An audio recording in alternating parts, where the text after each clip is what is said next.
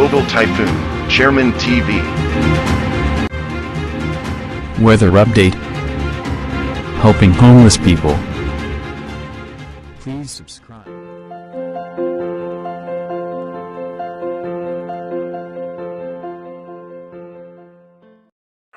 Magandang umaga po. Ito po ang latest update natin ngayong araw, September 21, 2024. Si Bagyong Igmay nga, yung pinakasentro niya ay nakalabas na ng ating Philippine Area of Responsibility. Ito nga po, bumilis yung kanyang pagkilos at nasa 40 km per hour nga po yung kanyang movement. Pero yung kanyang lakas ay na-maintain pa rin sa 55 km per hour malapit sa gitna at may pagbugso pa po yan na abot ng 70 km per hour.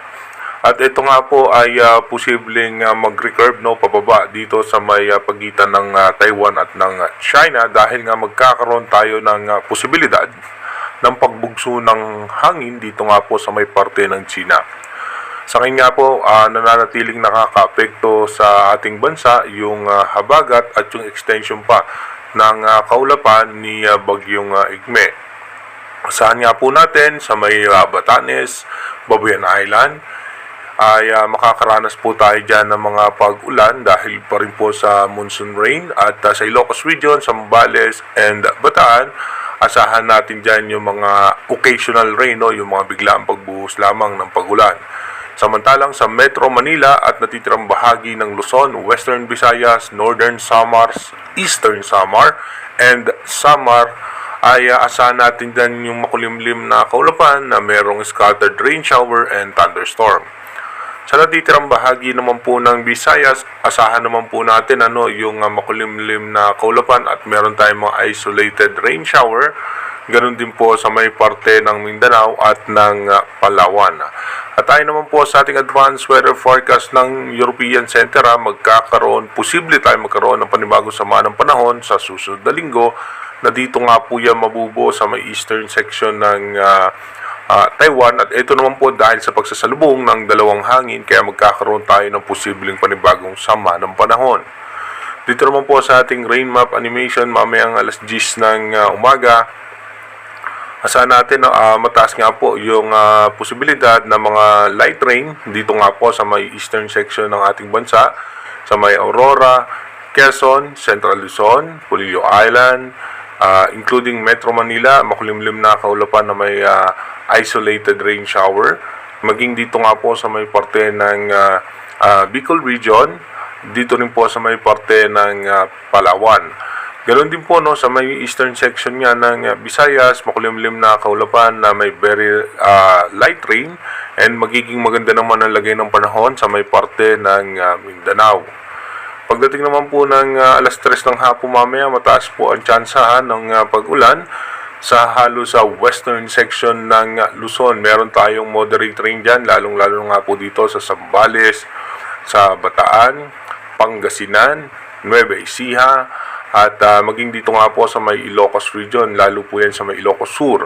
At dito naman po ay light rain o yung mga mahina at katamtamang pag-ulan ay posibleng maranasan na malaking bahagi naman ng Luzon.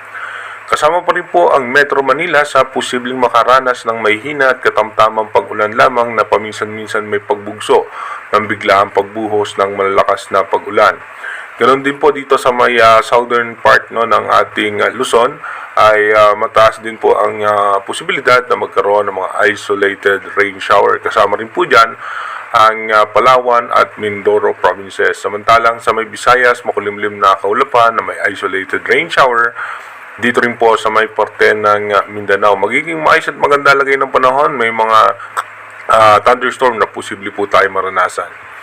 Pagdating naman po ng alas 6 ng gabi mamaya, mataas pa rin po ang tsansa ng pag-ulan dito nga po sa western section ng ating bansa, lalong-lalo na nga dito sa Zambales, Bataan, Pangasinan, Tarlac, ay makakaranas nga po ng mga biglaang pagbuhos ng malalakas na pag-ulan habang ang malaking bahagi ng Luzon, including Metro Manila at southern portion ng ating bansa, kasama ang Palawan, mataas ang tsansa ng mga mahina at katamtamang pag-ulan.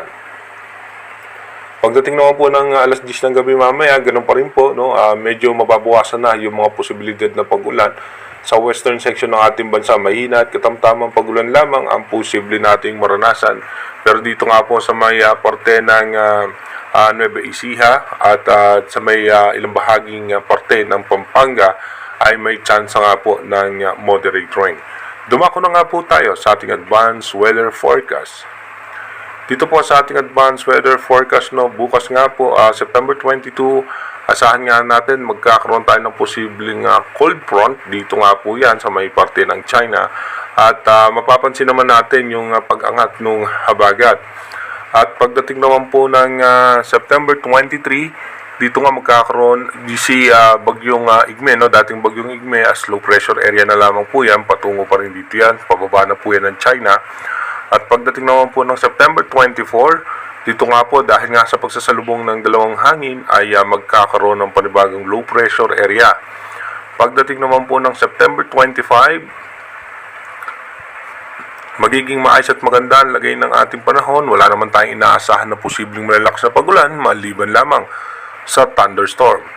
Pagdating naman po ng September 26, magkakaroon tayo ng low pressure area sa labas ng Philippine Area of Responsibility. At pagdating nga po ng September 27, nasa labas pa rin po yan ng PAR at tuluyan ng hihina o bahagyang mawawala na yung ating habagat. Pagdating naman po ng September 28, mapapansin natin na wala na nga yung pagbugso ng habagat. Pero meron na po tayong pagbugso ng hangin na nanggagaling nga dito sa parte ng China at ng Japan. At magbubuo po yan dahil sa pagsasalubong ng dalawang hangin, magbubuo po ng low pressure area dito sa loob ng ating Philippine Area of Responsibility. Ito po ay mababa naman ang tsansa na maging bagyo itong isang low pressure area dahil posible rin po yan malusaw kaagad. By September 29, ito nga pong panibagong sama ng panahon ay patulak nga po yan dito patungo sa may parte ng extreme northern Luzon. Pagdating naman po ng September 30, asahan nga po natin ito'y posibleng dumaan dito sa parte ng extreme northern Luzon bilang isang low pressure area. At sa ngayon nga po, mababa naman ang chance niya na maging isang ganap na bagyo. Inuulit po natin yung ating advanced weather forecast is possible scenario pa lamang po yan. Malaki pa rin po ang tsansa na magbago yan. Kaya manatili tayong tumutok sa ating advanced weather forecast para malaman nga po natin yung posibleng sama ng panahon na makakaapekto sa ating bansa. Mag-iingat po tayo palagi. God bless po sa ating lahat.